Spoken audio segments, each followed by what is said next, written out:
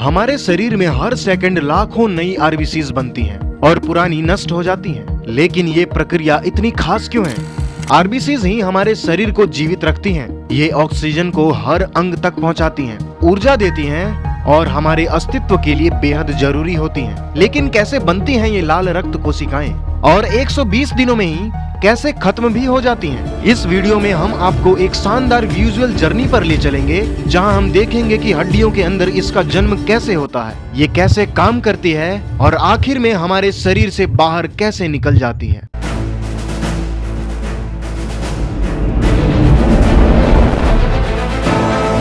हमारे शरीर में रेड ब्लड सेल्स मुख्य रूप से बोन मैरो में बनते हैं और इस प्रोसेस को हम एरिथ्रोपोइसिस कहते हैं।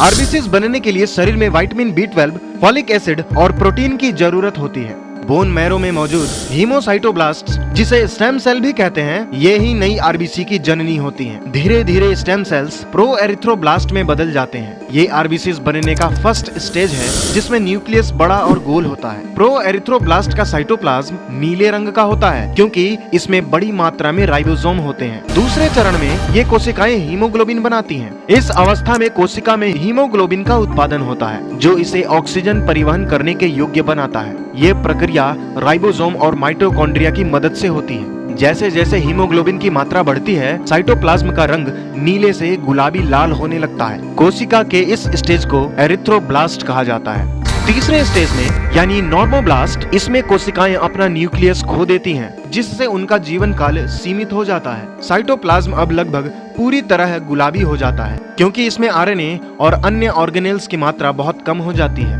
चौथा और आखिरी स्टेज, इसमें आरबीसी लगभग तैयार ही होता है, जो रक्त प्रवाह में प्रवेश करने से पहले बोन मैरो में थोड़ी देर तक रुकता है, क्योंकि रेटिकुलोसाइट में अभी भी थोड़ी मात्रा में राइबोसोम और आरएनए होते हैं। बोन मैरो में रुकने के दौरान ये धीरे धीरे कम हो जाते हैं, जिससे ये मैच्योर एरिथ्रोसाइट बनने के लिए तैयार हो जाती है। ये रुकने का समय 2 घंटे से 2 दिन तक का भी हो सकता है। इस स्टेज को रेटिकुलोसाइट कहते हैं। बोन मैरो ये सुनिश्चित करता है कि केवल स्वस्थ और सही तरीके से विकसित रेटिकुलोसाइट ही ब्लड सर्कुलेशन में छोड़े जाएं। अगर कोई दोषपूर्ण या इमैच्योर रेटिकुलोसाइट होता है तो इसे नष्ट कर दिया जाता है। अब जाके हमें मिलता है एक मैच्योर एरिथ्रोसाइट, जिसमें हीमोग्लोबिन बनना बंद हो चुका होता है। अब ये ब्लड में एंटर करके ऑक्सीजन को पहचानने के लिए सक्षम होगा। मैच्योर होने के साथ साथ माइटोकॉन्ड्रिया और राइबोसोम की संख्या कम हो जाती है, क्योंकि इसकी जरूरत कम हो जाती है। ये परिवर्तन आरबीसी को अधिक फ्लेक्सिबल और बिना ऑर्गेनेल वाली एक विशेष कोशिका बनने में मदद करता है। इससे एटीपी उत्पादन का तरीका बदल जाता है। बाद में आरबीसी फिर एनएरोबिक ग्लाइकोलिसिस से एनर्जी प्राप्त करने लगती है। ये था हमारा फर्स्ट स्टेज का आरबीसी